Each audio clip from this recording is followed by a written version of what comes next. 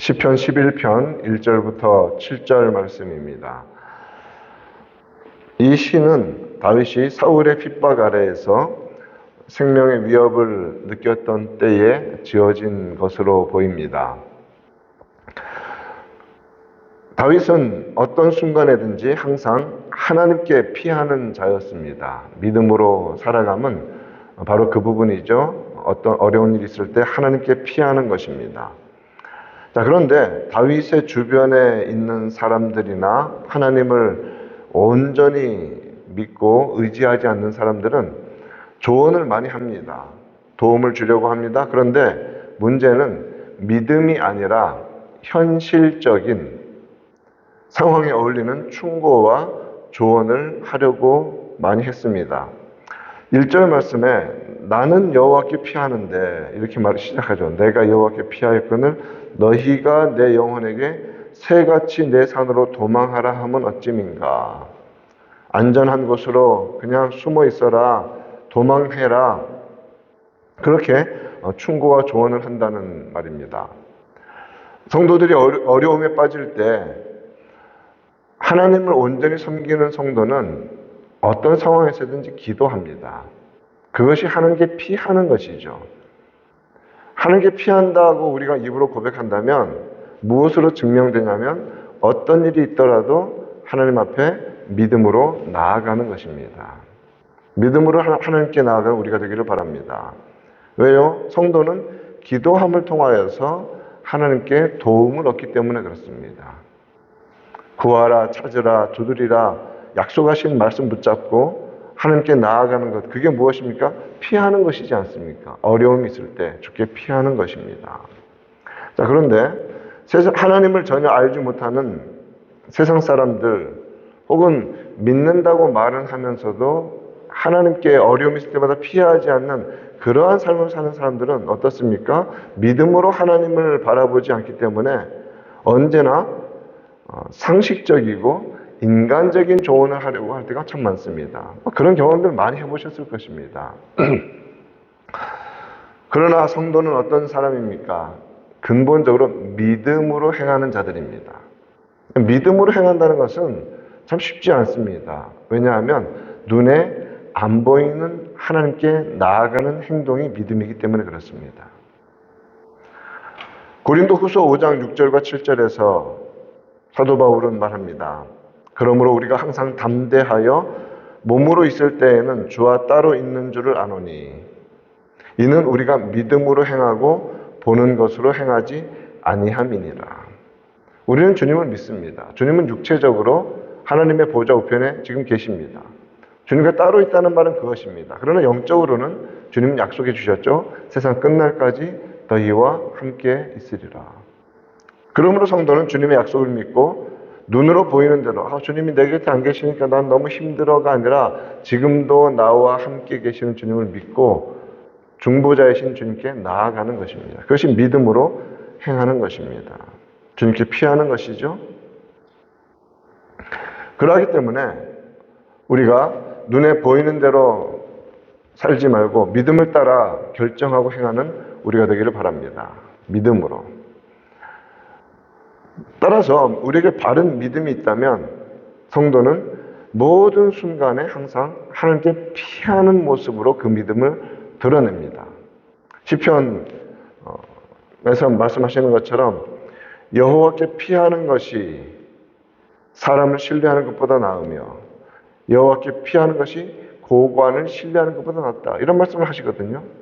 고관을 신뢰한다, 사람을 신뢰한다. 눈에 보이는 사람, 눈에 보이는 높은 사람들을 신뢰하려고 하는 것이 이 땅의 상식이고 믿음 없는 사람들의 모습입니다. 그러나 하나님께 피하는 것만이 가장 확실한 보장이며 안전한 길인 것을 믿습니다.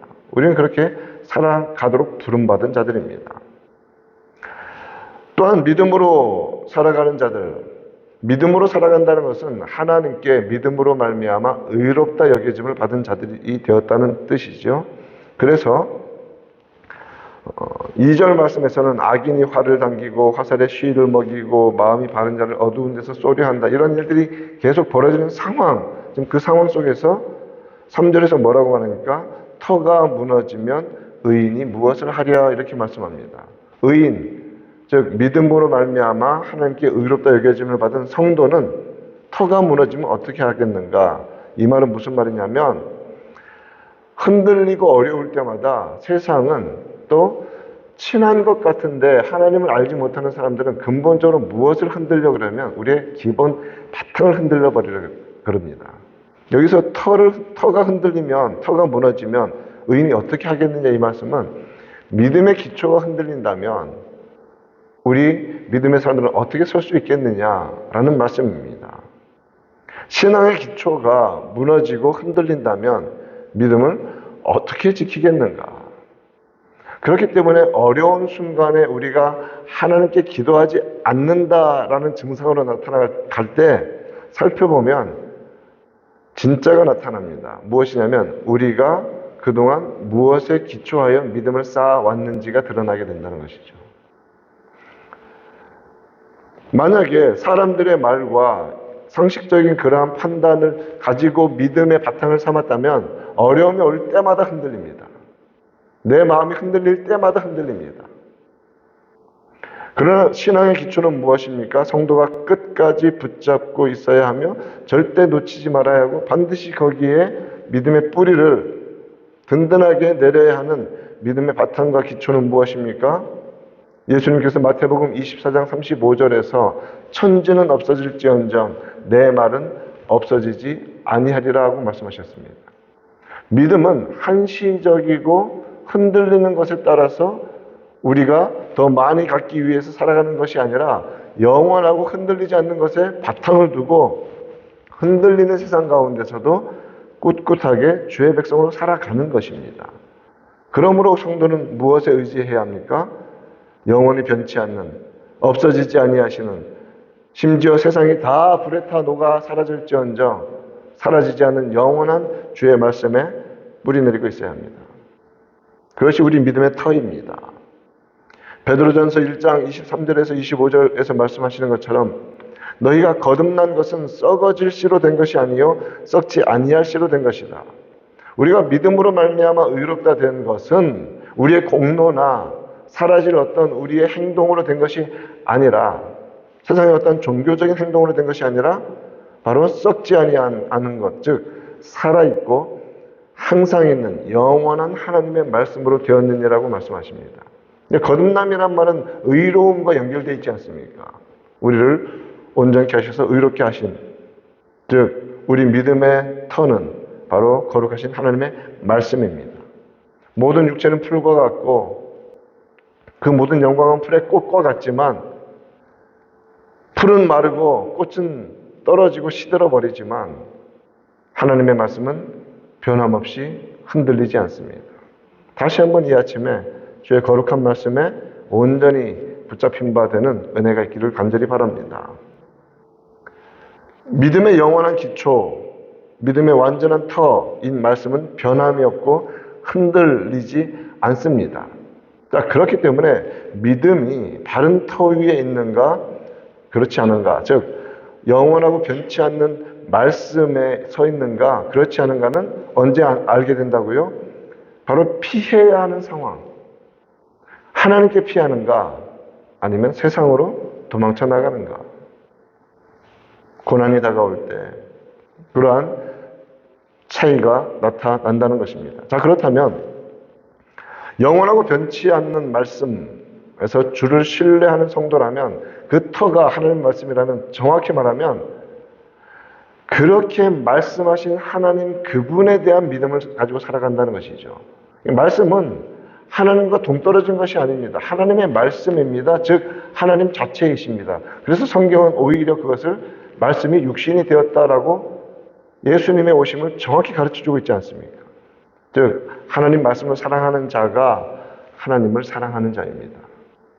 하나님을 사랑한다면 말씀에 대한 관심이 전혀 없으면서 감정적으로 내가 하나님을 얼마나 사랑하는지 아세요? 그것은 하나님 앞에 바른 태도가 아닌 것입니다. 말씀에 대한 진정한 사랑, 어린 아이와 같은 마음으로 말씀 안에 들어가야 합니다. 그것이 오늘 말씀에서 어떻게 이어지고 있냐면 4절 말씀에서 여호와께서는 이렇게 시작이 됩니다. 4절은 여호와께서는 그의 성전에 계시고 여호와의 보좌는 하늘에 있으며 그의 눈이 인생을 통촉하시고 그의 안목이 그들을 감찰하시는도다. 믿음의 눈을 가지고 하나님을 바라본다는 것은 무엇이냐면 실제적으로는 이 땅 가운데서 어떻게 표현되어야 하는가? 하나님께 예배하는 자리를 어떤 태도로 바라보고 있으며 어떤 태도로 나아오고 있는가 하는 것이 물리적인 사회, 이 세상 속에서 증명되는 모습입니다. 그래서 다윗은 뭐라고 말합니까? 여호와께서는 그의 성전에 계신다. 지금 다윗의 시를 보면 성전이라는 표현이 참 많이 나옵니다. 그런데 다윗 시대에는 성전이 있었습니까? 없었습니까? 없었죠. 다윗은 하나님의 임재가 있는 성막과 언약궤가 있는 하나님의 임재 앞으로 나아가는 것을 성전으로 나아간다는 말로 많이 표현하거든요. 하나님의 성전. 즉 여기서 성전이란 말은 무엇입니까? 하나님께 예배하는 자리라는 말입니다. 하나님께 제사하는 자리, 하나님의 임재가 있는 자리. 그곳을 믿음의 눈으로 바라보면 항상 간절한 소망을 가지고 살아갑니다. 다윗은 언제나 그 자리를 사모했었거든요. 언제나 도망 다닐 때마다 항상. 우리가 믿음의 눈으로 하나님의 임재의 그 자리를 바라보는 은혜가 있기를 원합니다. 선지자들에게 하나님께서 콜링을 하시면서 에스겔 같은 선지자들에게는 정말 하나님의 영광의 보좌를 보게 하시는 그 환상도 보여주시지 않습니까? 우리가 환상을 보자는 말이 절대 아닙니다. 믿음으로 하나님이 계신 곳을 바라보자는 의미입니다. 그래서 정말 하나님께서 계신 그곳에 여호와께서 그의 성전에 계시고 정확히 또 여호와의 보좌는 하늘에 있다라고 말씀하시죠. 이제 우리는 하나님 보좌 우편에 계신 예수 그리스도를 봅니다. 무엇으로요? 믿음의 눈으로 보고 있는 것입니다. 그것이 어떻게 증명됩니까? 정말 하나님 앞에 예배하는 자리를 온전한 마음으로 준비하고 나오는 것이죠. 주님 앞에. 하나님은 성전에 계신다라고 말합니다. 하나님이 특별히 마음을 두고 살피시며 돌보시며 보살피시는 기뻐하시는 자리가 어디냐면 하나님께 예배하는 자리입니다. 우리가 하나님의 성품을 말할 때 하나님은 안 계신 곳이 없는 분이라고 말하죠. 그것을 무소부재하신 분이라고 말합니다. 하나님이십니다. 전지전능하시고 영원하시며 변치 아니하시며 안 계신 곳이 없으신 무소부재하신 하나님이십니다. 자, 거기서 멈춰가지고 그렇기 때문에 교회 가나 여기서나 그냥 보면서 그냥 예배하면 예배하는 것이지 그거는 정말 너무 인간적인 가장 기초적인 믿음의 정말 성장이 안 된 그 자리에서 솔직히 말하면 온전한 믿음, 마음으로 몸으로 예배하는 것이 아니죠. 무엇이 예배입니까? 예배하는 자리를 귀하게 여기고 정말 믿음의 공동체가 한 자리에 모여서 온전히 예배할 때 하나님은 그 자리를 기뻐하시는 것입니다. 그렇기 때문에 온전한 예배가 살아있는 곳은요, 영적으로 살아있고 성령 충만합니다. 예배의 자리를 사모하는 우리가 되기를 간절히 축원합니다. 예수님께서도 말씀하셨습니다. 여기서 예배하고 저기서 예배하고 하는 정말 영과 진리로 예배하는 그 때가 온다고 하셨습니다. 영과 진리로 모여 예배하는 곳이 정말 복된 곳입니다. 그렇지 않습니까? 하나님 앞에 성령의 충만함으로 말씀에 충만하여서 예배하는 그곳을 예수님은 말씀하셨습니다. 찾으신다고 말씀하셨습니다. 헌스빌 한인 장로교회가 그러한 예배의 초소가 되기를 간절히 바랍니다. 영과 진리로 예배하는 그런 자리. 또한 하늘의 보좌에 계신 여호와의 보좌는 하늘에 있다라고 말씀하십니다. 그러므로 우리는 언제나 우리의 본향이며 믿음의 완전한 종착지인 하나님의 임재의 자리를 사모하며 살아가야 합니다. 그런데 하나님은 어떤 하나님이신가? 그의 눈이 인생을 통촉하시고 그의 안목이 그를 감찰하신다고 하면서 오늘 앞부분에서 그 악인과 의인이 대비되는 부분에서 어떻게 말씀하시냐면 5절을 보면 여호와는 의인을 감찰하시고 악인과 폭력을 좋아하는 자를 마음에 미워하신다. 구분해서 말씀하고 계십니다. 그런데 여기서 감찰이라는 단어가 뭐 이 땅 가운데 특히 이제 한국에서는 좀 그릇된 것에 대해서 조사한다는 그런 의미가 있는데 사실은 이 감찰이라는 단어가 테스트라는 단어입니다.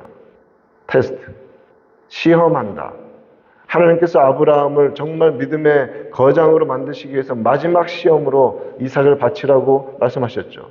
그때의 시험, 즉 넘어뜨리고자 힘겹게 하시는 것이 아니라 강하게 하시고 검증해 주시고 성장케 해 주시는 것이 의인을 감찰하신다는 그런 의미입니다. 악인은 그러나 분명히 하나님께서 어떻게 표현하십니까? 마음에 미워하신다고 하셨습니다.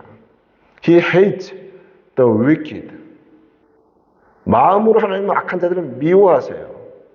하나님은 사랑이십니다. 그러나 그 사랑은 공의의 바탕을 둔 사랑입니다. 악은 미워하시고 하나님은 찾는 자들을 찾으시며 하나님께 온전히 예배하는 자들을 사랑하시는 그러한 사랑이십니다. 그러므로 그 하나님의 사랑은 진짜 믿음의 사람들에게는 어떻게 적용되냐면 감찰로 나타납니다. 테스트하시는 거예요.